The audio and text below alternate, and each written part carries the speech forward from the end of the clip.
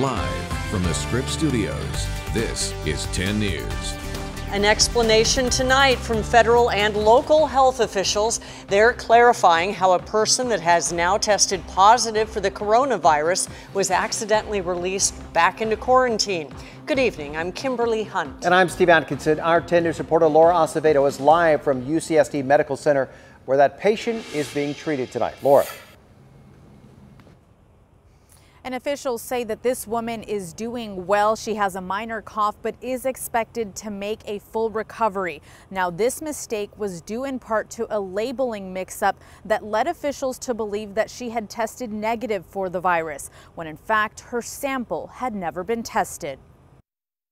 I want to emphasize that when you look at the big picture, that the community remains safe, those people at the base remain safe, the protocols worked. The CDC is reassuring the public tonight, insisting that a labeling mistake that accidentally released a positive coronavirus patient back into quarantine did not put the general public at risk. There was no fault of the test itself. The test itself was accurate. The issue was that the test wasn't run when we thought it had been. The woman flew in on the first flight from Wuhan, China. When she showed symptoms, she was moved to UCSD Health for testing. Officials say they were told her test and 3 others had returned negative, so the patients were released for transport back to quarantine at Miramar. When we get close to the base, we get a text message that says, "Important message." 3 of those specimens actually didn't go to the testing laboratory. Those 4 evacuees were told to stay in their rooms on base. When that one positive result came back, the woman was moved back to UCSD Health for treatment. Officials say during the entire process, she was in isolation. CDC infectious disease physician Christopher Braden says because the woman was showing no symptoms on the flight from Wuhan, the passengers on board with her are not considered at risk. Officials say the other 3 that traveled back with the woman to base are middle to low risk. Because all the passengers were wearing masks, it was a short duration, and they then went to their individual rooms for isolation. Also during that press conference, officials announced that a child that has tested negative for the virus is presenting additional symptoms and was moved back to Rady Children's Hospital for further evaluation. Reporting live from UCSD Medical Center, Laura Acevedo, 10 News. Laura, thank you. Late today, mainland China reported 97 more deaths because of the coronavirus. That brings the death toll worldwide to over 1,100. The virus has infected more than 45,000 people. Most of those cases are in China. There are 13 cases here in the U.S., including 7 in California, and as we've been reporting, 1 case here in San Diego. A person in quarantine on base tells 10 News there's a petition at Miramar calling on the CDC to take specific steps. And those include testing everybody in the facility, preventing large groups from gathering in small places, and disinfecting public areas multiple times a day. They also want personal protective gear in every room. The petition may possibly be delivered tomorrow. Meantime, a biotech company in Sorrento Valley is working on a coronavirus vaccine. SGI DNA invented the first automated gene printer. Researchers there are writing the genes for the virus so drug companies can then develop a vaccine.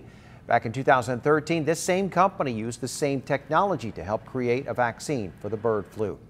Stay on top of any new developments with the coronavirus by downloading our 10 News app. A free version is available in the App Store.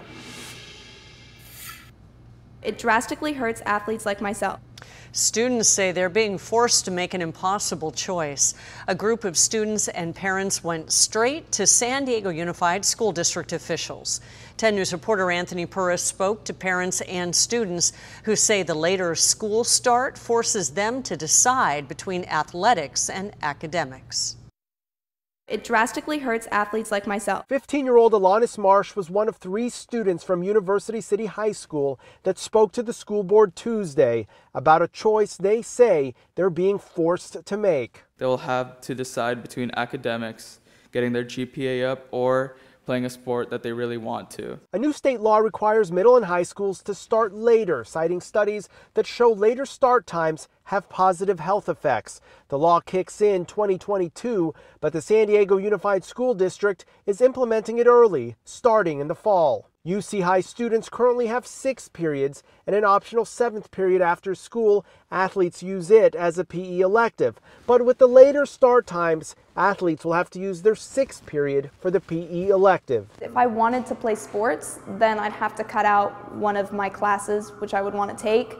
Probably end up being AP Spanish or AP Computer Science. And if forced, Alana says she'll pick her AP classes because of college. It would make my GPA a lot higher. A school district spokesman says they've given UC High the option to offer a 0 period to help with the schedule conflict. But like other parents, Alanis' mother would rather see the district hold off on implementing the new school start or give students an option next year. It's letting them make the decision themselves about their health, their academics, and the sports and clubs that they want to attend.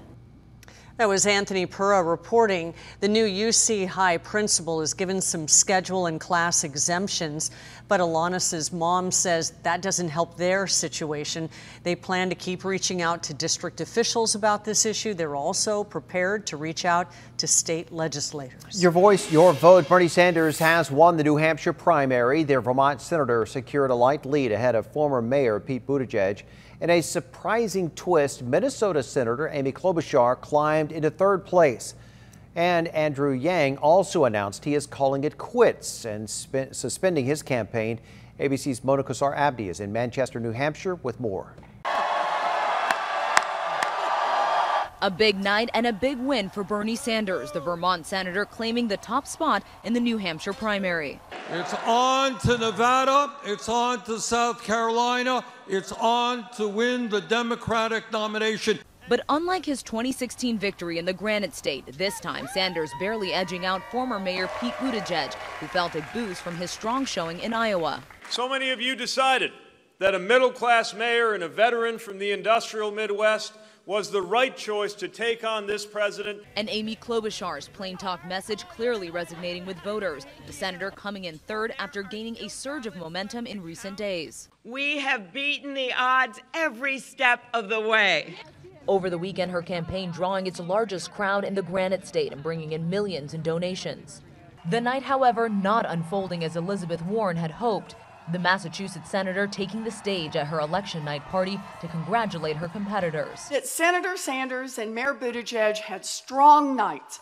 And I also want to congratulate my friend and colleague, Amy Klobuchar, for showing just how wrong the pundits can be when they count a woman out. But Warren making it clear this was not a concession speech and that her campaign is in it for the long haul. Former Vice President Joe Biden having already left the state for South Carolina with a similar showing in New Hampshire. And exit polls show almost half the voters didn't make a decision until the last minute, and more than 60% picked a candidate who they believe can beat President Trump. Mona Kosar-Abdi, ABC News, Manchester, New Hampshire. The University of San Diego is making sure students are ready to vote in this upcoming presidential election. Between 2014 and 2018, it was still less than half of the campus voting. And, you know, USD prides itself on being a changemaker campus. We like to talk about how our graduates go on to become really productive members of society, and, you know, voting is a big part of that. Event organizers helped students get registered to vote. They also reminded students California's Democratic primary is March 3rd. That's during spring break. Students were encouraged to make voting arrangements before going on vacation. And professors were also at the event tallying up results for the New Hampshire primary. Your voice, your vote. We are now just 3 weeks from California's primary on March 3rd. And according to our Scientific 10 News Union Tribune poll, not much has changed in the race for mayor. 29% of likely voters still back Assemblyman Todd Gloria, with city council members Scott Sherman and Barbara Bree, the only other candidates to break into at least 2 digits. And still, a whopping 32% of voters are undecided on who they'll vote for. A state lawmaker wants to shut down stores in California that sell pets for profit once and for all. Comes after 10 News exposed a loophole that animal advocates say allowed some stores to launder dogs from puppy mills. Today, animal rights groups announced a new bill that would end the retail sale of dogs, cats, and rabbits statewide. It's similar to legislation recently adopted in National City. It is obvious to us that the only solution is to cleanly ban retail sales and remove the profit incentive for bad actors to continue harmful business practices. The bill is authored by Assembly member and mayoral candidate Todd Gloria. It still allows stores to loan out their space to animal shelters as long as the store doesn't receive compensation. It would make violations a misdemeanor. All 4 federal prosecutors quit Roger Stone's criminal case after the Justice Department said it would significantly reduce the Senate's recommendations for Stone. The longtime Trump associate was convicted last year on 7 charges, including lying to Congress and witness tampering. Well, yesterday, prosecutors recommended he be sentenced to 7 to 9 years in prison. But today, the DOJ announced plans to reduce those recommendations hours after President Trump criticized them. But the new sentencing recommendation was not revealed.